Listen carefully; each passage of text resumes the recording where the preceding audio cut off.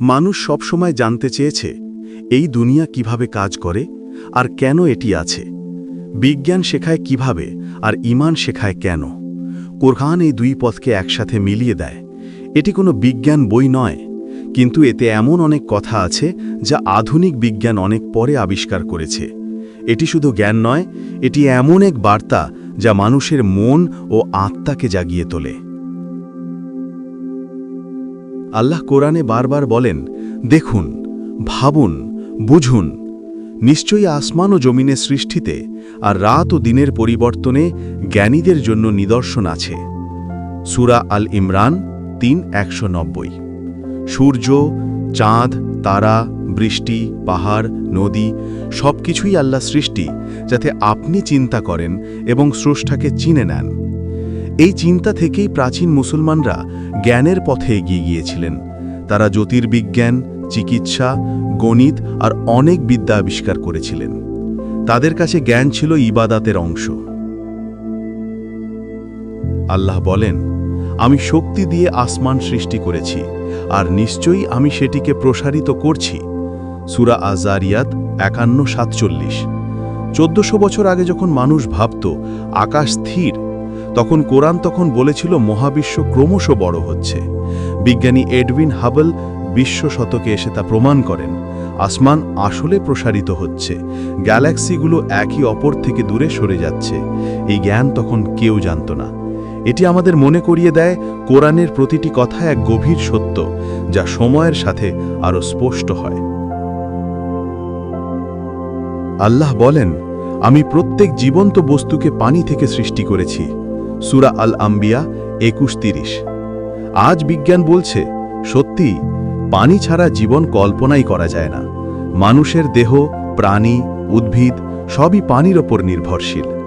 ১৪০০ বছর আগে মরুভূমির মাঝে যখন কেউ জানত না জীবনের গঠন কেমন, তখন কোরআন বলেছিল জীবনের শুরুই পানি থেকে।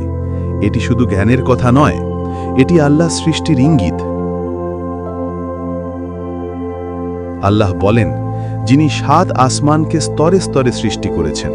সূরা আল মুলক ৬-৭-৩। আজ আমরা জানি পৃথিবীর আকাশ আসলে কয়েকটি স্তরে বিভক্ত। প্রতিটি স্তর মানুষের জীবন রক্ষা করে। কোন স্তর সূর্যের ক্ষতিকর রশ্মি আটকায়, কোন স্তর বাতাসের ভারসাম্য রাখে।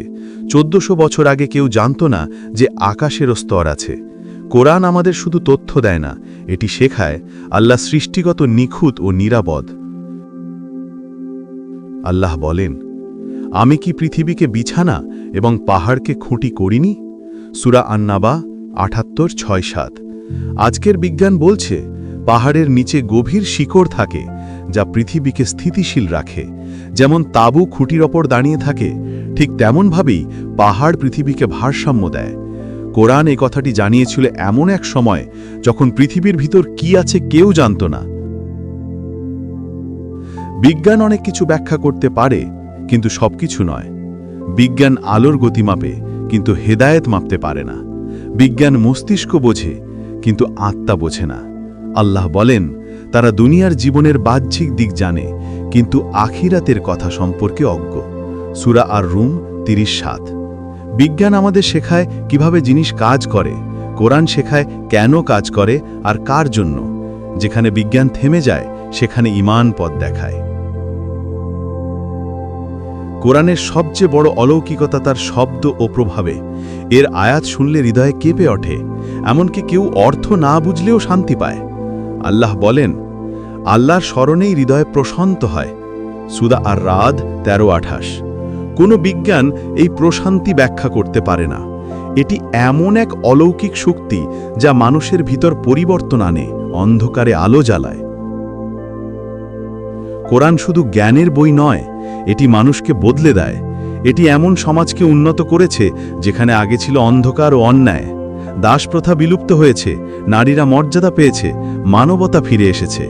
যদি একজন মানুষ একটি আয়াত শুনে কান্না করেন, ভুল পথ থেকে ফিরে আসেন, সেটাই আসল অলৌকিকতা। এটি চোখে দেখা যায় না, কিন্তু জীবনে অনুভব করা যায়। আল্লাহ বলেন, হে মানুষ, তোমাদের কাছে এসেছে তোমাদের রবের পক্ষ থেকে উপদেশ আর হৃদয়ের রোগের আরোগ্য। সূরা ইউনুস ১০-৫৭। যখন মানুষ কষ্টে থাকে, হতাশায় থাকে, তখন কোরআনের একটি আয়াতই তাকে শান্ত করে দেয়। এ শান্তি কোনো ওষুধে নয়, এটি আসে আল্লাহর বাণী থেকে। কোরআন মানুষের হৃদয় সারিয়ে তোলে। এটি এমন চিকিৎসা যা আত্মাকে আলোকিত করে। সূরা আল মুমিনুন 23-12-14 আল্লাহ বলেন, মানুষ ধাপে ধাপে মায়ের গর্ভে বিকশিত হয়। আজকের বিজ্ঞান দেখিয়েছে ঠিক তাই ঘটে। ভ্রূণ এক ধাপ থেকে আরেক ধাপে গঠন পায়। আবার সূরা আর রহমান 55-19-20 বলা হয়েছে, তিনি দুই সাগরকে মিলিয়েছেন, কিন্তু তাদের মাঝে এক বাধা আছে যা তারা অতিক্রম করতে পারে না। আজ বিজ্ঞান জানে, নোনা আর মিষ্টি পানির মাঝে সত্যিই এক সীমা থাকে, যাকে বলে হ্যালোক্লাইন। প্রত্যেক নতুন আবিষ্কার আল্লাহর বাণীকে আরও দৃঢ়ভাবে প্রমাণ করে। আল্লাহ বলেন, আমি কি তার আঙ্গুলের ডগাগুলিও পুনরায় সৃষ্টি করতে সক্ষম নই? সূরা আল কিয়ামা 75-4। 1400 বছর আগে যখন কেউ জানত না আঙ্গুলের ছাপের গুরুত্ব, তখন কুরআন বলেছিল আল্লাহ আঙ্গুলের ডগাগুলিও পুনরায় সৃষ্টি করতে পারেন। আজ বিজ্ঞান জানে প্রতিটি মানুষের আঙ্গুলের ছাপ একেবারেই আলাদা। কেউ যতই একই রকম দেখতে হোক, তার ফিঙ্গারপ্রিন্ট কখনো মিলবে না। এটি আমাদের মনে করিয়ে দেয়, আল্লাহ শুধু আমাদের শরীর নয়, আমাদের পরিচয়ও অনন্যভাবে সৃষ্টি করেছেন। তিনি আমাদের জানেন। আমরা হারিয়ে গেলেও তিনি আমাদের পুনরায় একত্র করবেন। ইসলাম কখনো অন্ধবিশ্বাস শেখায় না, বরং বলে, চিন্তা করুন, প্রশ্ন করুন, তবে বিনয়ী থাকুন। যদি ঈমান না থাকে, জ্ঞান অহংকারে পরিণত হয়, আর যদি জ্ঞান না থাকে, ঈমান অন্ধ অনুসরণে পরিণত হয়। আল্লাহ বলেন, আমি তাদের সামনে এবং নিজেদের মধ্যে আমার নিদর্শন দেখাবো, যতক্ষণ না তাদের কাছে স্পষ্ট হয় যে এটি সত্য। সূরা ফুসসিলাত 41-53।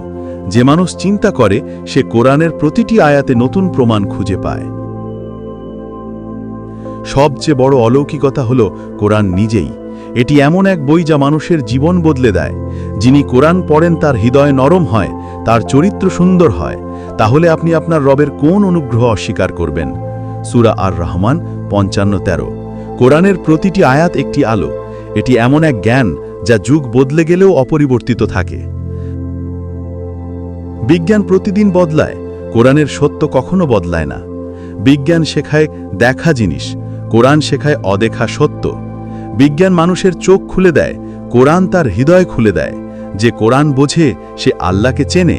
প্রত্যেক তারা, প্রত্যেক নিয়ম, প্রত্যেক নিঃশ্বাস এক সত্যের কথা বলে, লা ইলাহা ইল্লাল্লাহ।